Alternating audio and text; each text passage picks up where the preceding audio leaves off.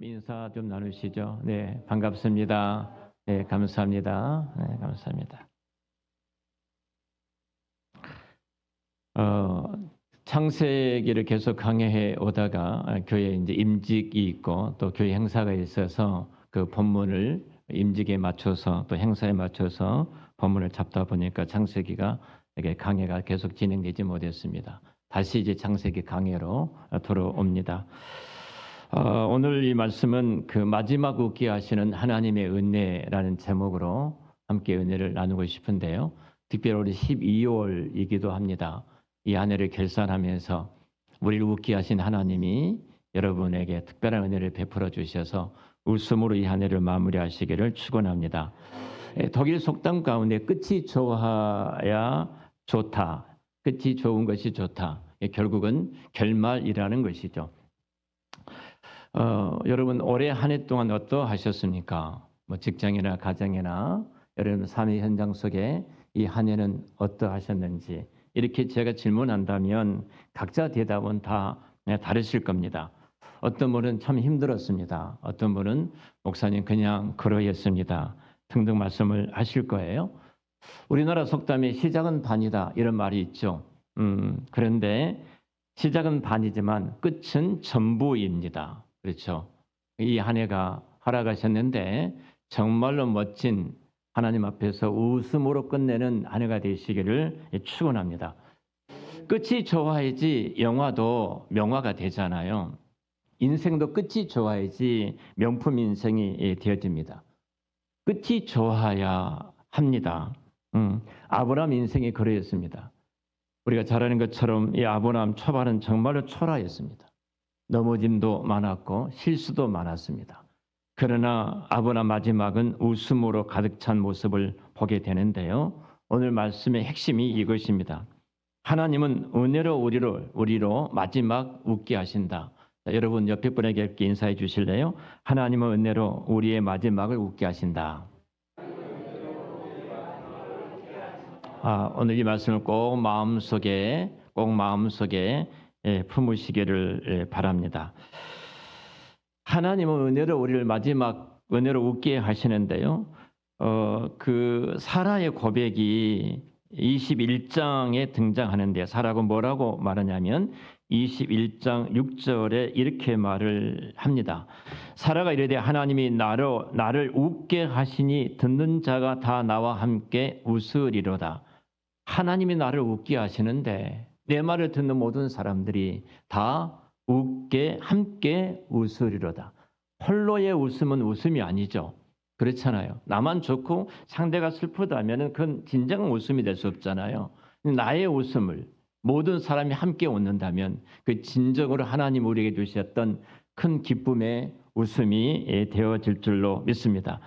자, 이 말을 사라가 언제 했느냐면 아브라함 100세 때 사라의 90세입니다.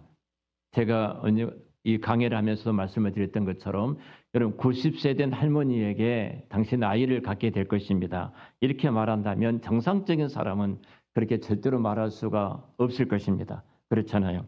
희망이 0%예요. 0% 전혀 소망이 없습니다. 그런데 그들을 웃게 하신 분이 누구라고요? 하나님이시라는 겁니다. 하나님. 처음에 아브라함과 사라가 이 말을 들었을 때 비웃었습니다. 하나님께서 99세 아브라함 그 나이 79세 때의 사라를 찾아가신 거죠. 찾아가신 거죠. 찾아가서 아이를 갖겠다 이렇게 말을 할 때 99세 되었던 저도 89세인데 잘못했습니다. 아브라함이 99세, 사라가 89세인데요. 그때 아이를 갖게 되겠다. 아브라함이 그 말을 듣고 웃었다고 말하죠.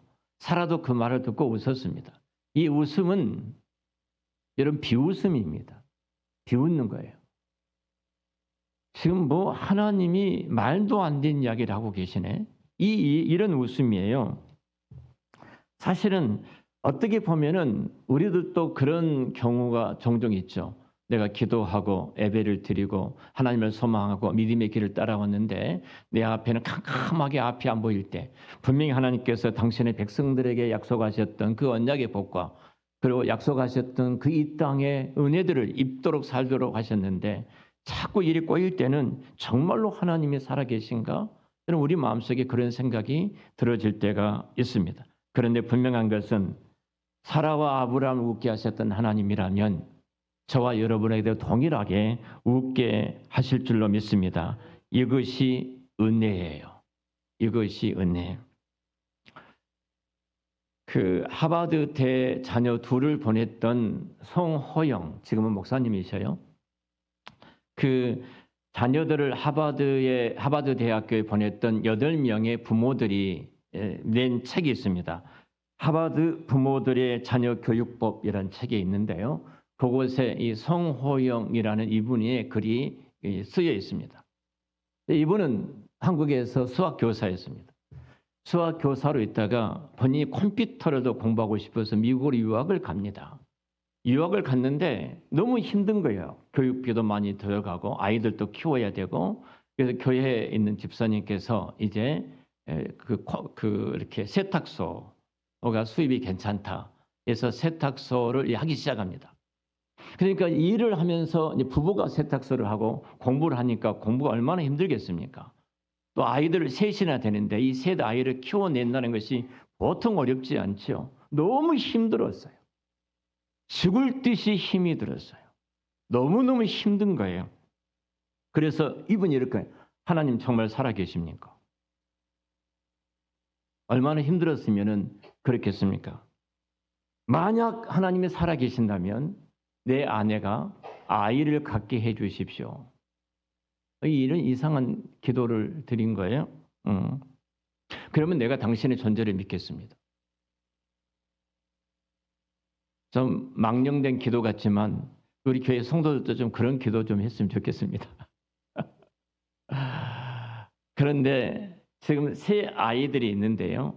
이 세 자녀가 셋째를 낳은 지 10년 후입니다. 10년 후에요.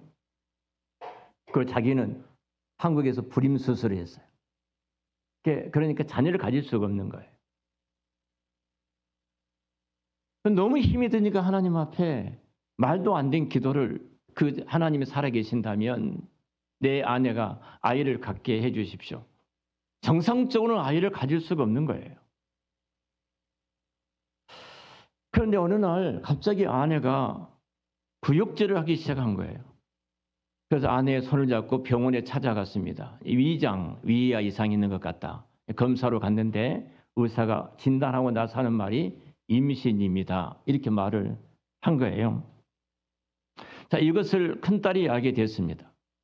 큰딸이 알게 돼서 울면서 난리를 치는 겁니다. 이제 우리 어떻게 살아요?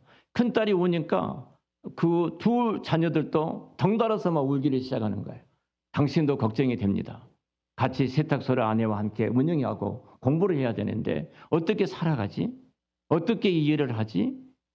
이런 걱정이 몰려오는데 교회 안에서도 성도들이 수군거리기를 시작을 합니다. 이 집 이제는 어떻게 살아? 애들도 셋이나 있는데 넷째 아이를 낳아가지고 공부는 언제 하고 일은 어떻게 하고 나이도 많은데 너무 위험하잖아. 자, 이런 이야기, 교회 안에서 이런 말들이 들리기 시작해요.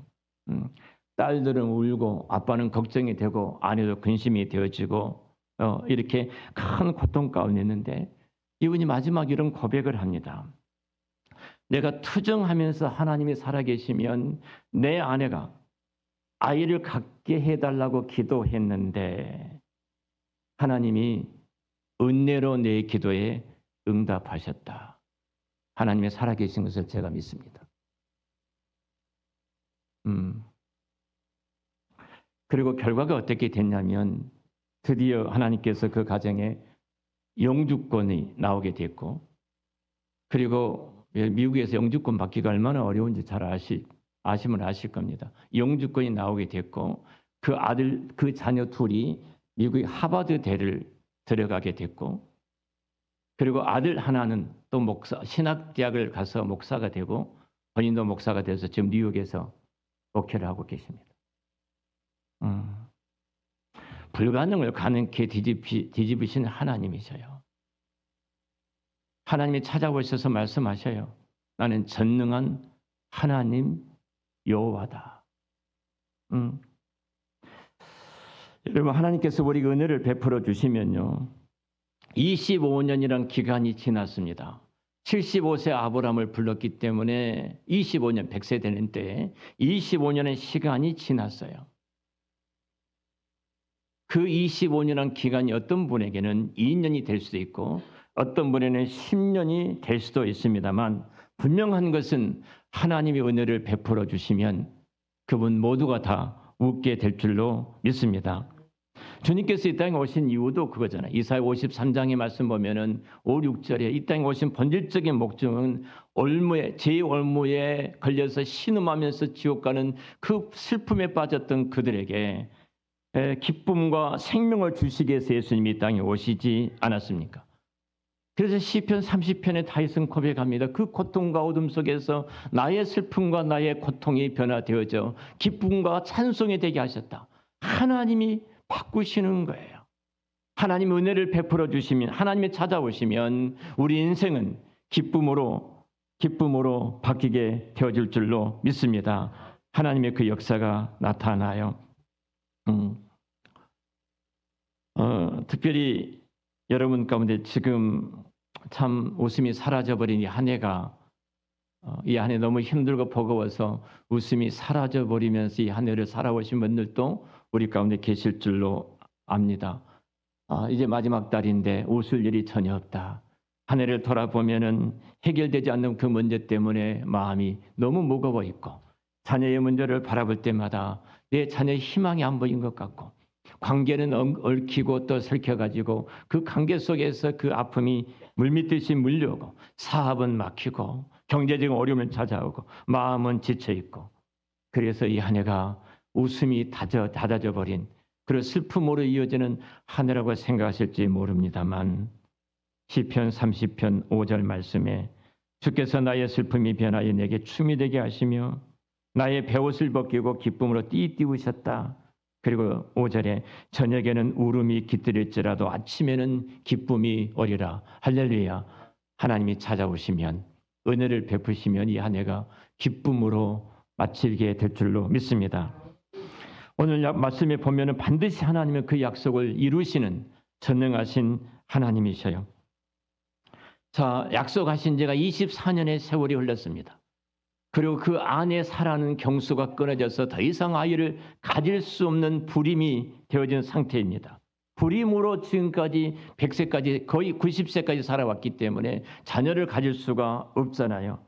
아브라함은 현실을 보면서 우리들처럼 이렇게 생각했을 거예요. 분명히 이 약속은 안 되는 약속이구나. 하나님이 약속하실지라도 이건 불가능한 약속이야. 또 내가 하나님 말씀을 잘못 들었을까? 내가 헛소리를 들은 것은 아닌가? 그것이 24년이라는 긴 세월이 흘릴 동안에 아브라함 마음속에는 분명히 그런 생각이 그의 마음을 지배했을 것입니다. 그래서 그는 나는 끝났다. 그리고 하갈에게서 얻었던 이스마엘을 내 후사가 되겠다. 내 후사로 하리라. 이렇게 말씀합니다. 그리고 13년 동안 하나님은 침묵하십니다. 이스마엘을 얻은 이후에 13년 동안 침묵을 하셔요. 이런 침묵이라는 것은 여러분 이것이 저주가 아니에요. 하나님이 침묵하셨다. 이것은 어찌 보면은 포기가 아닙니다. 하나님께서는 침묵하셨다는 것은 은혜를 준비하시는 그 기간이에요. 그러니까 하나님에게는 모든 것이 은혜예요. 13년 동안 침묵했다는 것은 아브라함 입장에서 보면은 굉장히 두렵고 고통스러운 일이지만 그 고통스러운 그 기간 동안 내가 실수로 말미암아 하나님 약속을 믿지 못하고 이스마엘을 얻은 것 때문에 하나님이 침묵하고 계시는 그것이 하나님과 나의 끝이 아니라 아브라함으로 하여금 은혜를 준비하시는 시간이었다는 사실입니다. 그리고 13년 후에 찾아오셔서 첫 번째 말씀이 그거잖아요. 나는 전능한 하나님 여호와라. 다시 말씀을 드리면 아브라함아, 내가 현실을 보고 너는 내 약속을 믿지 못했지만 나는 너와 함께 약속했던 그 약속을 잊지 않고 있어. 반드시 내가 너에게 약속했던 그 언약을 이루어 주겠다. 나는 전능한 하나님이라. 자, 여기서 끝나버리신 건 아니에요.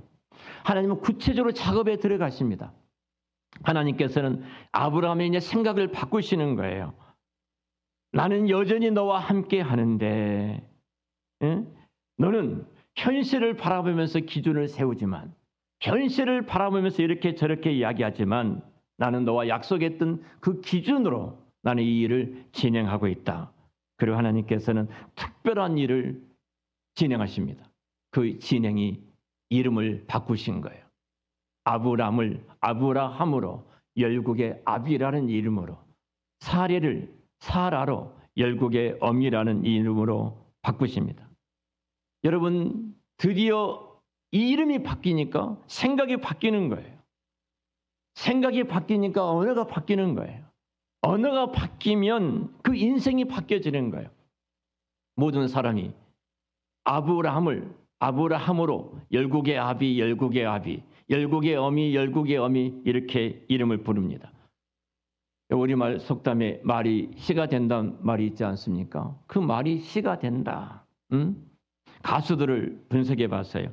노랫말을 그 연구하는 연구에 의해서 가수들을 분석했던 그 자료를 보니까 결국은 가수들이 그 노래대로 그 가수들이 되더라. 이런 결론이 나왔습니다. 자, 한 가수가요, 한 곡을 받아서 노래에 취입하기까지 약 2,000번에서 3,000번 정도 그 노래를 반복해서 부른다고 그래요. 제 조카도 트롯 영절하게 해가지고, 제 손자도 트롯 영절하게 해서 노래를 부르고 있습니다. 곡도 받았어요. 그 곡이 미쳐버려라는 곡입니다. 이상한 곡을 받았습니다. 근데 이 한 곡을 부를 때요, 18일까지 3,000번을 부르는데, 꿈에서도 보이고요, 잠꼬도도 나오고 3,000번 부른다고 생각을 해보십시오. 3,000번 부르고 그 노래에 취입하는데요, 사람이 그 노래 가사대로 되어버린 거예요. 여러분 잘 아신 것처럼 한국의 최초의 그 여자 가수가 있습니다. 윤심덕이라는 분이 계시는데요, 이분은 죽음을 찬미한 노래를 불렀습니다. 죽음을 노래했어요. 그리고 이분은 편하탄에서 물에 빠져 돌아가셨습니다. 목포의 눈물을 누가 불렀죠? 이난영 씨가 불렀습니다. 목포의 눈물을. 그리고 49살에 요절하셨습니다. 간다 이 노래를 부렸던 김종호 씨는 33살에 가셨습니다. 반대로 여러분, 아주 긍정적이고 밝은 노래를 불렀던 쨍하면 해 뜰 날 인생 밑바닥을 쳤던 이분이, 송대관 씨가 이 노래를 부른 이후에 그 인생이 펼쳐지기를 시작했습니다. 어렸을 때 부모를 잃어버렸던 남매가 있었어요. 참 불행하게 애롭게 이 두 남매가 살아가는데, 이 두 남매의 노래는 어둡고 부정적인 노래가 아니었어요. 그리고 노래 이 가사를 보면은, 여러분, 제가 노래 제목을 말하면 금방 떠오를 것입니다. 나는 행복합니다. 누구예요? 윤항기입니다. 윤항기. 별이 빛나는 밤에 걱정 말아요. 긍정과 희망의 노래 불렀던 이 윤항기 목사님이시죠. 내 인생이 가장 행복한 인생이었다. 그 행복이 너무 겨워서 그분은 목사가 되고 복음을 전하는 전도자로 이 땅을 살아가고 있지 않습니까? 어렸을 때 부모가 돌아가 참 가련한 애로운 남매였어요. 성경에 이렇게 말씀합니다. 너희 말이 내 귀에 들린 대로 내가 너희와 너희에게 행하리라. 민수기 14장 28절에 내 말이 내 귀에 들렸다? 그럼 내가 그대로 행할게. 이번에 성교회 목사님 부부들이 함께 모이는 시간을 가졌어요. 점심을 같이 나누었는데요. 한 목사님이 앉으시면서 저보다 젊으신 분인데 아이고 아이고 하고 앉더라고요. 일어설 때 아이고 아이고 일어서더라고요. 목사님 그 말 듣다가 당신 할아버지 다 됐구만. 그러지 말라고. 앉을 때 그렇게 앉지 말라고. 여러분 안 된다, 어렵다, 힘들다, 죽겠다. 이제는 그런 말이 믿음의 고백으로, 믿음의 새로운 고백으로 변화되기를 축원합니다. 할 수 있다. 나는 부족하지만 전능하신 하나님이 내 아버지신데 괜찮아, 괜찮아질 거야. 더 놀라운 일을 하나님께서 계획하고 계시는데 나를 그곳으로 인도하실 거야. 그리고 마지막 나는 반드시 웃게 될 거야. 이 고백으로 이 한 해를 마무리해 가시기를 축원합니다. 자, 17장 21절에 분명히 하나님께서는 약속을 하셨습니다. 이렇게 말씀을 하십니다. 내 언약은 내가 내년 이 시기에 사라가 내게 낳을 이삭과 세우리라. 내 언약은 너 24년이 흘렀지 하고 이제 끝났다고 생각할지 모르지만 내가 너에게 말했던 그 언약은 내가 내년 이 시기에 정확하게 시기를 말하죠. 때를 말하죠. 그래서 사라가 그 90세가 될 그때에 사라가 아들을 낳게 될 것이 딸도 아니고 아들을 낳게 될 텐데 그 이름까지 장명해 줍니다. 이삭이라고 하라. 그러다 다시 21장으로 넘어가겠습니다. 21장 6절에 이렇게 말합니다. 사라가 이르되 하나님이 나를 웃게 하시니 듣는 자가 다 나와 함께 웃으리로다. 아멘. 예.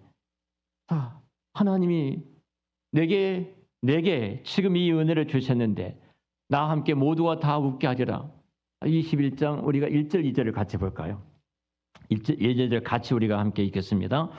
여호와께서 말씀하신 대로 사라를 돌보셨고 여호와께서 말씀하신 대로 사라에게 행하셨으므로 사라가 임신하고 하나님이 말씀하신 시기가 되어 노년의 아브라함에게 아들을 낳으니 아멘. 자, 이 무슨 여호와께서 말씀하신 대로 여호와께서 말씀하신 때에 여호와께서 말씀하신 방법으로 정확하게 시기, 그때 하나님께서 말씀하신 그대로 이루어지리라. 그래서 히브리서 11장 11절에 사라가 이렇게 고백합니다. 약속하신 일을 미쁘신 줄 알미라. 약속하신 분이 하나님이시기 때문에 반드시 미쁘단 말은 그 약속을 지키신 분으로 내가 믿었다고 고백을 하는 거예요. 여러분 말씀을 이제 마치겠습니다. 이 한 해 동안 혹은 힘들고 버거운 길 여기까지 걸어오셨다면 마지막 웃게 하신 하나님을 기대하는 그 은혜가 있으시기를 축원합니다. 올해 한 해를 보내시면서 어떤 말이 떠오르셨습니까? 나는 왜 아직도 여전히 이 자리이지? 하나님이 내 기도를 잊어버리신 것이 아닐까? 이렇게 자꾸 일이 꼬인 거 보니까 끝나버린 것이 아닌가?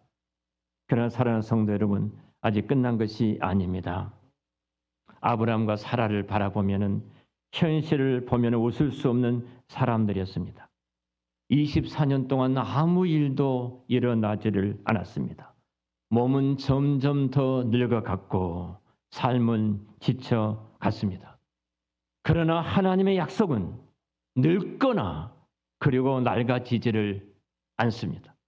약속은 멈추지 않고 흐르고 있었고 하나님이 그 시간에 그때 하나님의 방법으로 정확하게 그 일들을 이루어가신 하나님을 보게 되어집니다. 그럼 마침내 사라와 이삭이 웃게 되고 이 소식을 들었던 모든 사람이 나와 더불어 함께 웃게 되리라.